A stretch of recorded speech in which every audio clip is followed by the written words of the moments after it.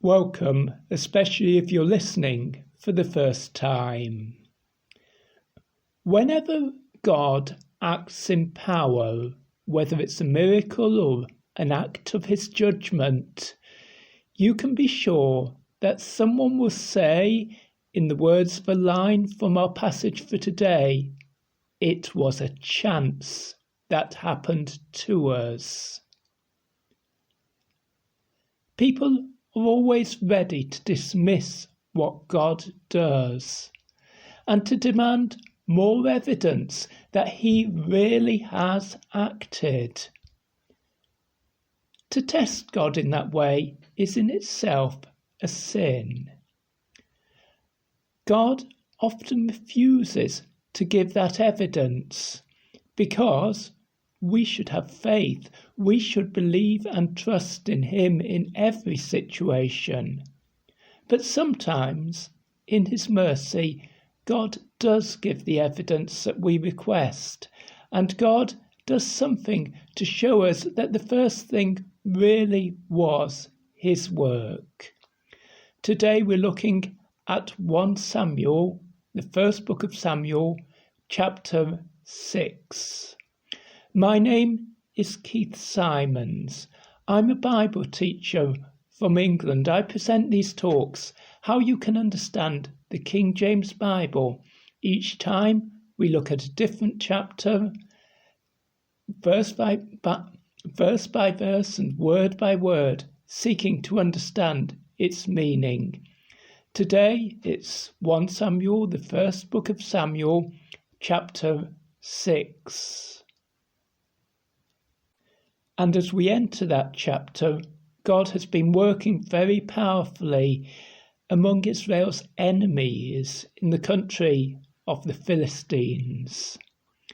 In the previous chapter, they'd taken away the Ark of the Covenant, the most sacred object in Israel's religion. That holy box that contained the 10 Commandments was wooden, covered with gold.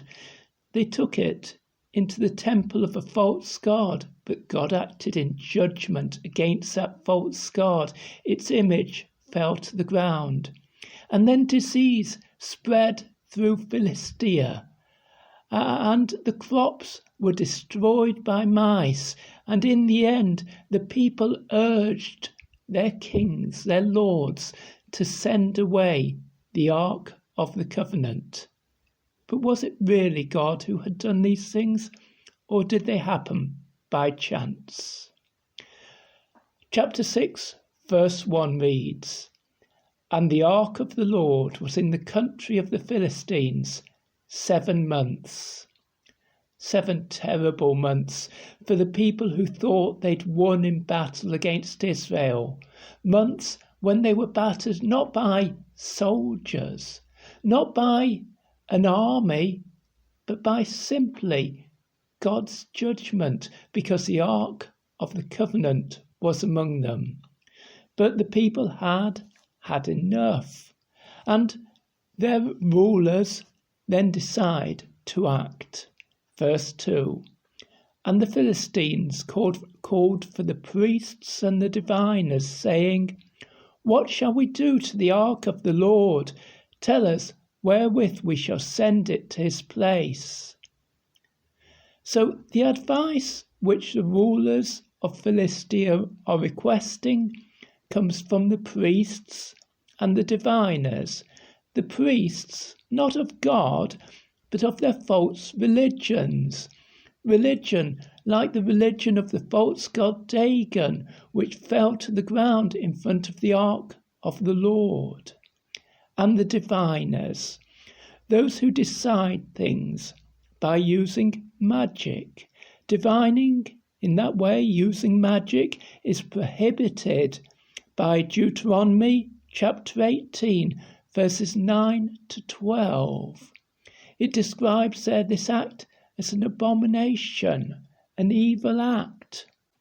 But with all their false religions, Philistia's rulers and its people know no other way to get advice from the spirit world. They haven't turned to the true God, to the living God. They haven't turned to the God who made heaven and earth. But they know that this is his ark, an ark meaning a wooden box, a chest. They know that they have to send the ark back to the country where it belongs, to Israel. So what is the advice of these spiritists, these priests of false religions?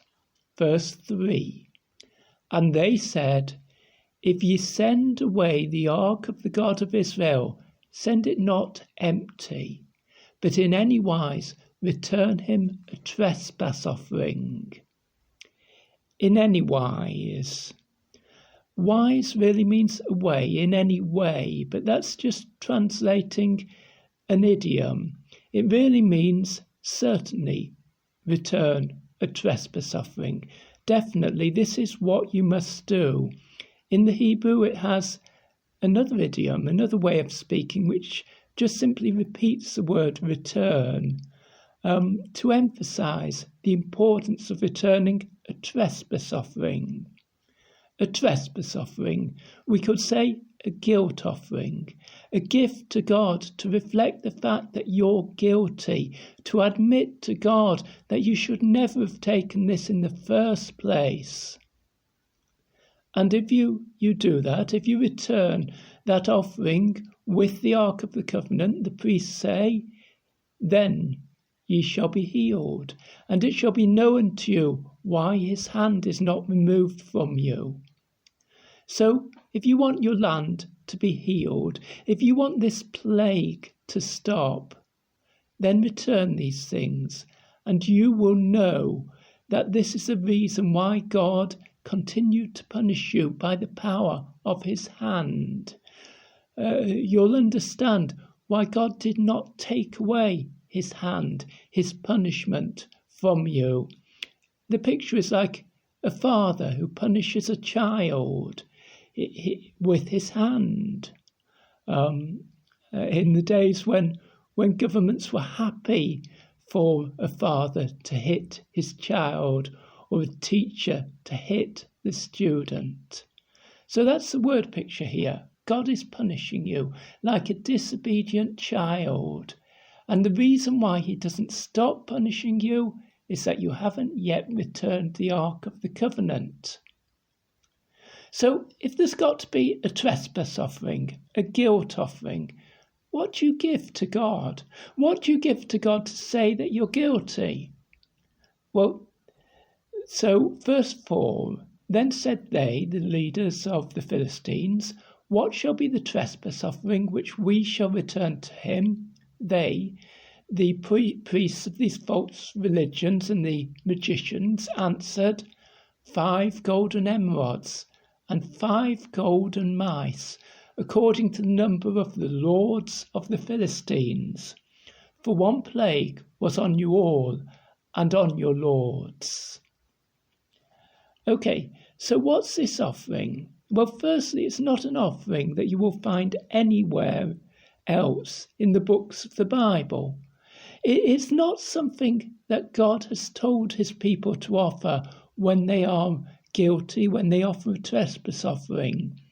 This is the magician's answer to how to deal with this plague and what to give to God.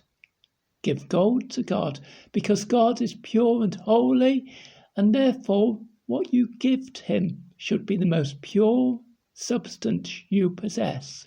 Give him gold. But into what shape do you make that gold? Philistines' religions were unclean religions. We read elsewhere of Beelzebub, the lord of the flies. And Dagon was a fish god referenced in chapter 5. It's unclean things that they believe in their religion. So 5 golden emerods. Emerods means the illness called piles, swellings in the body. And you're to take the shape of a swelling of a tumour, and you're to make it into a golden thing, a beautiful gift for God. And then 5 mice, because mice have been ruining your crops. So make models, images of 5 mice. But why 5? Because that is the number of the lords of the Philistines. Each of the 5 principal cities of Philistia had its own king, and these 5 kings or lords met together in council to rule over their nation. Because that plague affected them all, and they all have to take responsibility for what happened. Therefore, the priests and the diviners and magicians continue to advise. Verse 5, Wherefore ye shall make images of your emerods, of the tumours, and images of your mice that mar the land, that are ruining your land.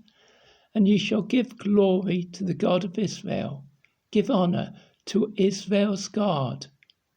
Peradventure, in other words, perhaps, he will lighten his hand from off you, and from off your gods, and from off your land. And then we realise something with shock. This is not a plan to turn to the true and living God who made the whole world, who rules Israel, who has shown his power in Philistia. No, they're not turning to the true God.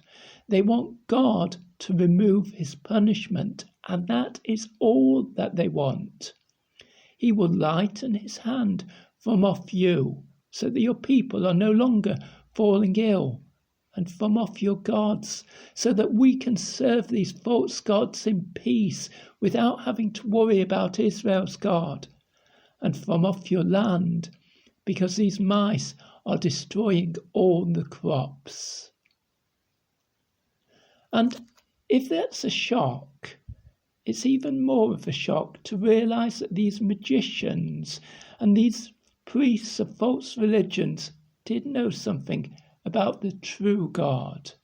Verse 6, Wherefore then do ye harden your hearts, as the Egyptians and Pharaoh hardened their hearts? When he had wrought wonderfully among them, did they not let the people go, and they departed? Yes, even amongst the Philistines, it's known about the events some 400 or 500 years before, when at the time of Moses, God set free Israel's people from Egypt. They know that Israel's God is a powerful God, that he wrought wonderfully among the Egyptians. Wonderfully there is not used in a positive meaning. Wonderfully there means that God acted so powerfully, so severely against the Egyptians. But at least the Egyptians had the sense in the end to let Israel's people go. But they turn, the magicians, they turn against the rulers of Philistia who've come to them. And they've said to them, you must do this. What you're doing now by keeping the ark these 7 months is hardening your hearts, making yourselves unwilling to change. When the Egyptians and Pharaoh hardened their hearts, they got 10 plagues. We've only had 1 plague yet. But at least the Egyptians let the people go, and so you must let this treasure, the Ark of the Covenant, go back to Israel, to the place where it belongs. The advice continues, verse 7. Now therefore, make a new cart, because if you're going to send back the ark of the holy God, he requires the best. And take 2 milch kine. Okay, that's a phrase you won't find in modern English. Milch means milking. Kine means cows. So you've got to take 2 cows that have given birth and which are producing milk to suckle their young, to feed their young. And take these 2 cows, cows on which there hath come no yoke. How do you attach an animal to a cart?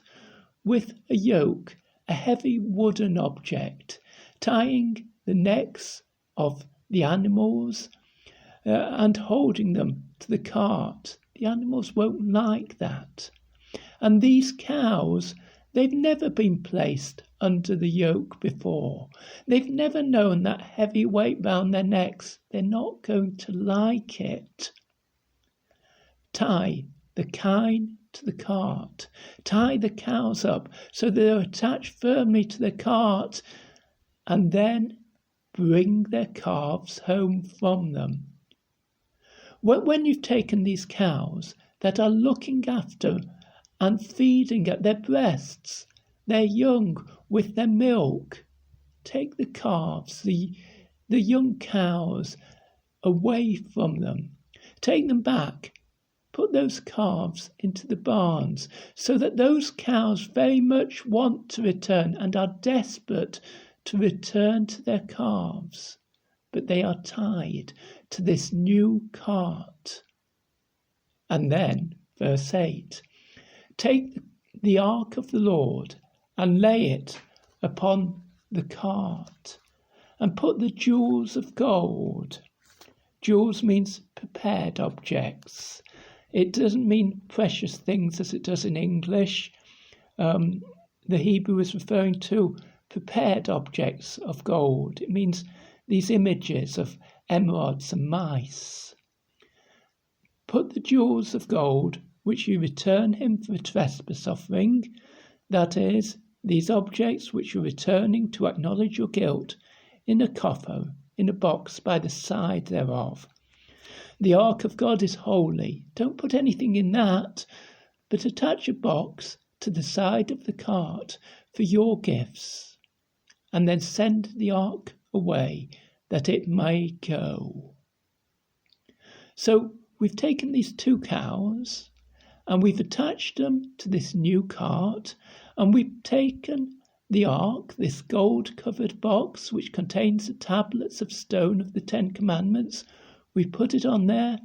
We put the gifts from Philistines' people at the side of the ark, and then we've released the cows to go wherever they will.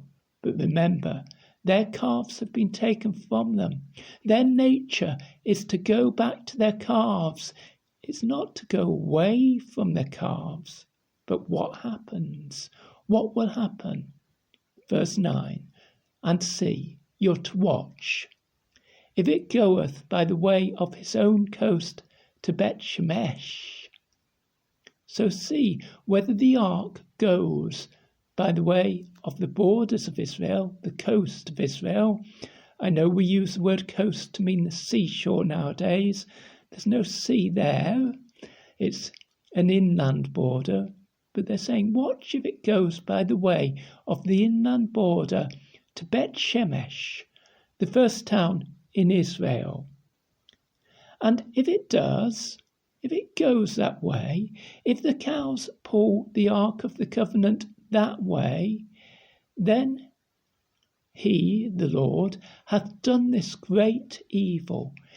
God it was that judged us. This is why we suffered so much, because we can see that the cows will be acting against nature to take the Ark of the Covenant back home. But if not, then we shall know that it was not his hand that smote us. It was a chance that happened to us. So what will God do? Will he just let the Ark of the Covenant be pulled back by these cows which want to be with their calves? And will Philistines' people assume that the whole thing was just a chance happening? If so, God's judgment will remain against Philistia. But you know, God had great mercy on these Philistines, these pagans. God had great mercy on them and showed them great kindness. because he decided to act and to work a miracle in that situation.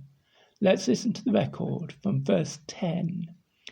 And the men did so, and took 2 milch kine, 2 cows, and tied them to the cart, and shut up their calves at home. And they laid the ark of the Lord upon the cart, and the coffer with their mice of gold, and the images of their emerods.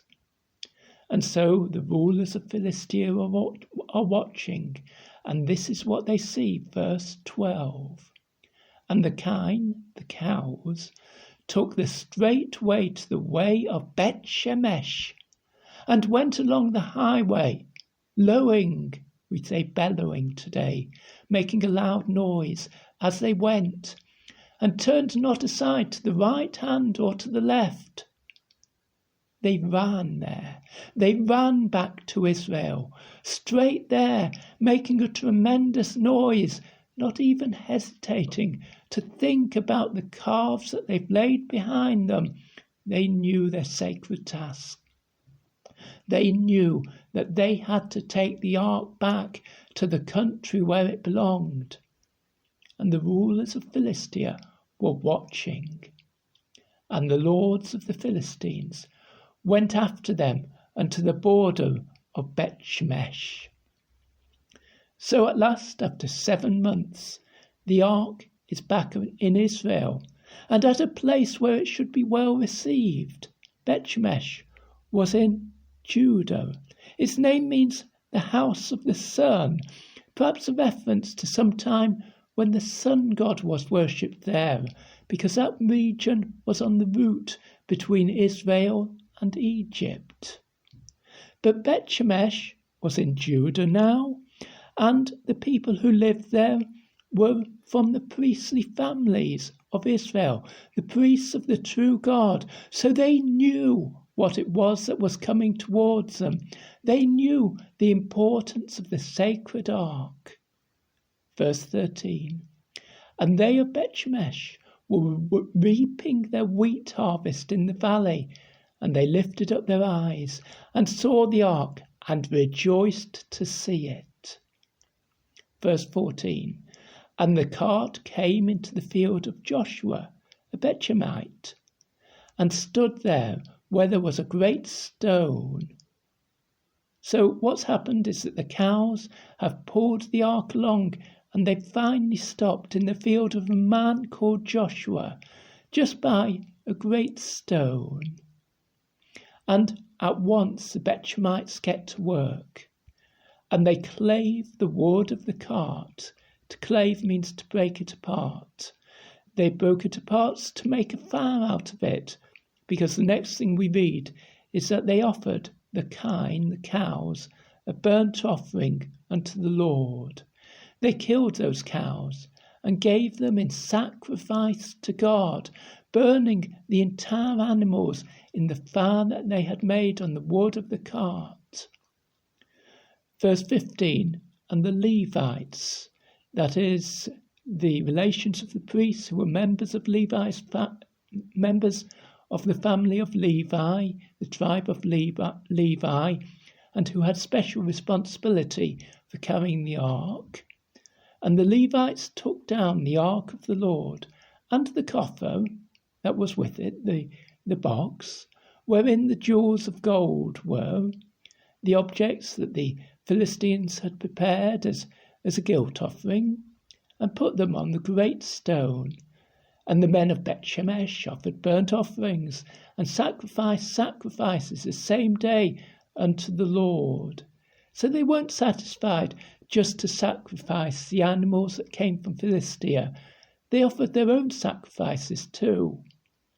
Verse 16, and when the 5 lords of the Philistines had seen it, they returned to Ekron the same day. So at a distance, the 5 kings of Philistia watch, and they see how the ark is received, and they see the sacrifices being offered. And knowing that the actions are complete, they return back to one of their own cities, the city of Ekron, having seen the power of God, having seen that God has brought back his sacred object, his sacred ark, to the land of Israel. And now the Bible does what it often does. It pauses from the story to write a record, a formal record, maybe taken from some book of the Chronicles of the period.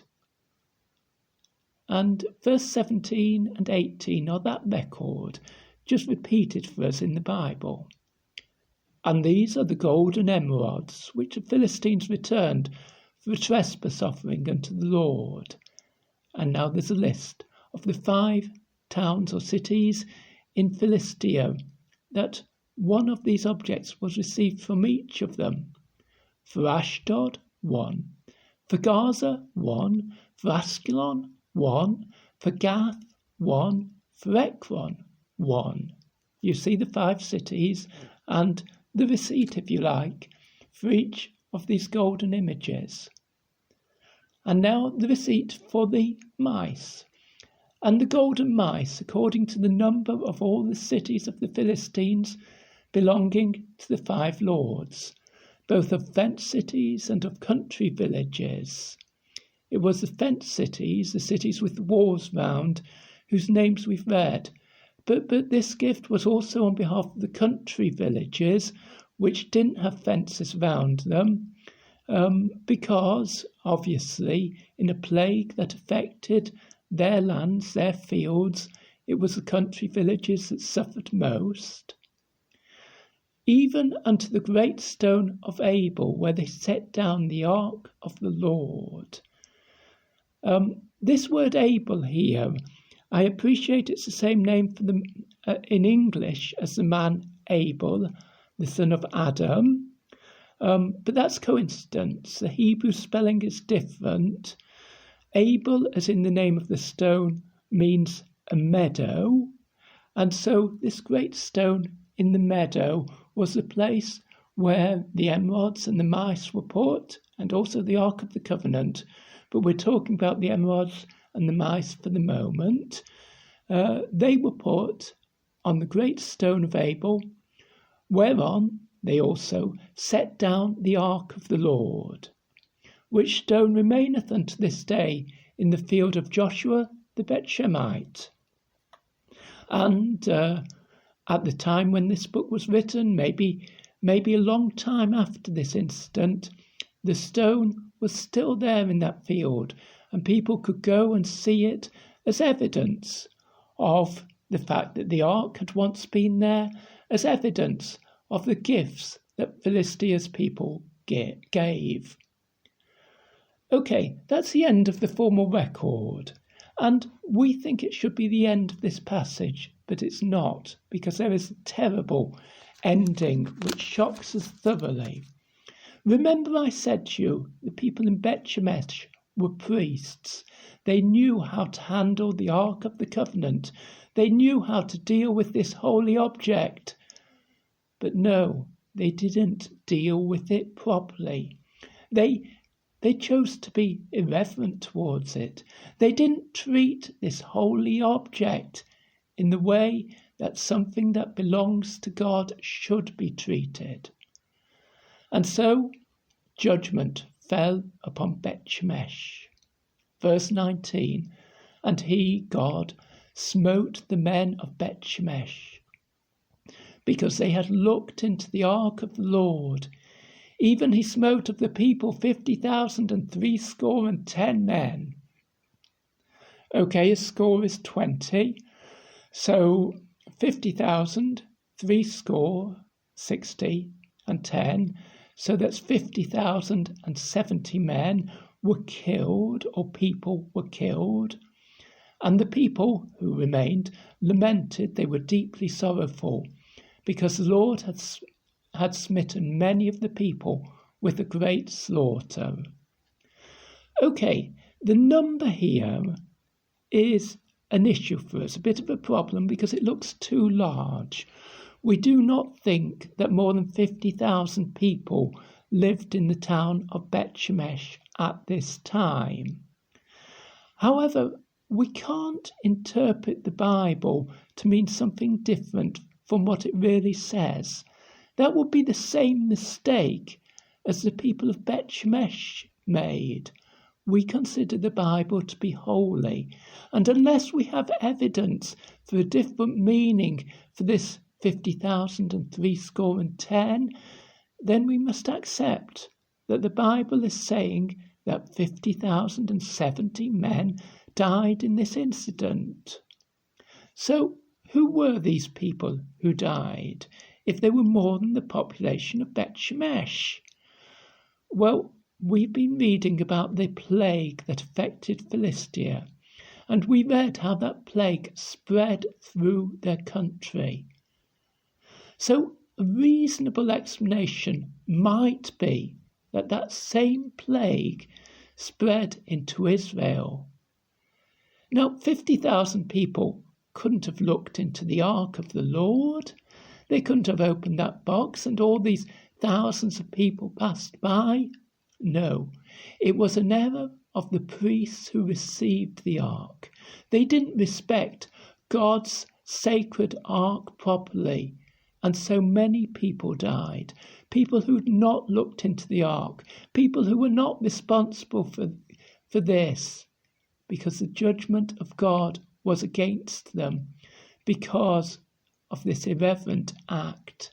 How important it is to show respect to God's holy things. How important it is when God has shown us that something is holy to deal with it in a serious and careful and responsible manner, and to study the Bible carefully as to what we should do, because God is holy. God is pure and perfect. Verse 20, and the men of Bethshemesh, those who remained alive, said, who is able to stand before this holy Lord God? God is so holy. How can we remain in the presence of his ark? And to whom shall he go up from us? We must send away the ark, just as the Philistines sent it away. God's judgment against us is too powerful. What a pity that they're not turning to God in true repentance for their sins, that they're not rejoicing to see the return of the ark, and they're not considering what God wants and the place where God wants his ark to be. No, they too are just sending this away to anyone who will accept it. So in verse 21, they sent messengers to the inhabitants of the next town, Kiriath Jearim, saying, the Philistines have brought again the ark of the Lord. Come ye down and fetch it to you. You take it away from us. We cannot stand this any longer. The ark that should have brought blessings to Israel is considered a problem, is considered something to get rid of. How terrible it is when we refuse to turn to God, when we refuse to obey him, when we refuse to respect him and his sacred things. Then even his blessings can become judgments against us. In a moment or two, I'm going to read to you the whole of 1 Samuel, the first book of Samuel, chapter 6. And you'll see how this chapter holds together and its meanings are drawn out in the chapter. But first, let me give you my email address because I would like you to write. It's 333kjv@gmail.com. Please tell me which country you're in, and if in America, which of the states. And if you're finding these podcasts useful, please tell your friends about them. Maybe you could leave a comment, a review, a rating to encourage other people to listen. The email address, 333kjv@gmail.com. And now here is the whole of the first book of Samuel, 1 Samuel, chapter 6, from the King James Bible. And the ark of the Lord was in the country of the Philistines 7 months. And the Philistines called for the priests and the diviners, saying, What shall we do to the ark of the Lord? Tell us wherewith we shall send it to his place. And they said, If ye send away the ark of the God of Israel, send it not empty, but in any wise return him a trespass offering. Then ye shall be healed, and it shall be known unto you why his hand is not removed from you. Then said they, What shall be the trespass offering which we shall return to him? They answered, 5 golden emerods, and 5 golden mice, according to the number of the lords of the Philistines. For 1 plague was on you all, and on your lords. Wherefore ye shall make images of your emerods, and images of your mice that mar the land, and ye shall give glory unto the God of Israel. Peradventure he will lighten his hand from off you, and from off your gods, and from off your land. Wherefore then do ye harden your hearts, as the Egyptians and Pharaoh hardened their hearts, when he had wrought wonderfully among them? Did they not let the people go, and they departed? Now therefore make a new cart, and take 2 milch kine, on which there hath come no yoke, and tie the kine to the cart, and bring their calves home from them. And take the ark of the Lord, and lay it upon the cart, and put the jewels of gold, which ye return him for trespass offering, in a coffer by the side thereof, and send it away, that it may go. And see, if it goeth by the way of his own coast to Bethshemesh, then he hath done this great evil. But if not, then we shall know that it was not his hand that smote us, it was a chance that happened to us. And the men did so, and took 2 milch kine, and tied them to the cart, and shut up their calves at home. And they laid the ark of the Lord upon the cart, and the coffer with the mice of gold and the images of their emerods. And the kine took the straight way to the way of Bethshemesh, and went along the highway, lowing as they went, and turned not aside to the right hand or to the left. And the lords of the Philistines went after them unto the border of Bethshemesh.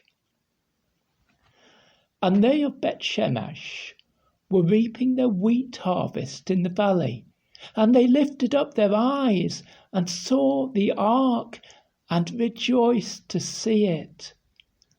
And the cart came into the field of Joshua, a Bethshemite, and stood there where there was a great stone, and they clave the wood of the cart, and offered the kine a burnt offering unto the Lord. And the Levites took down the ark of the Lord, and the coffer that was with it, wherein the jewels of gold were, and put them on the great stone. And the men of Bethshemesh offered burnt offerings, and sacrificed sacrifices the same day unto the Lord. And when the 5 lords of the Philistines had seen it, they returned to Ekron the same day. And these are the golden emerods, which the Philistines returned for a trespass offering unto the Lord. For Ashdod, 1. For Gaza, 1. For Askelon, 1. For Gath, 1. For Ekron, 1. And the golden mice, according to the number of all the cities of the Philistines belonging to the 5 lords, both of fenced cities and of country villages, even unto the great stone of Abel, whereon they set down the ark of the Lord, which stone remaineth unto this day in the field of Joshua the Bethshemite. And he smote the men of Bethshemesh, because they had looked into the ark of the Lord. Even he smote of the people 50,010 men. And the people lamented, because the Lord had smitten many of the people with a great slaughter. And the men of Bethshemesh said, Who is able to stand before this holy Lord God, and whom shall he go up from us? And they sent messengers to the inhabitants of Kiriath-Jearim, saying, The Philistines have brought again the ark of the Lord. Come ye down, and fetch it up to you.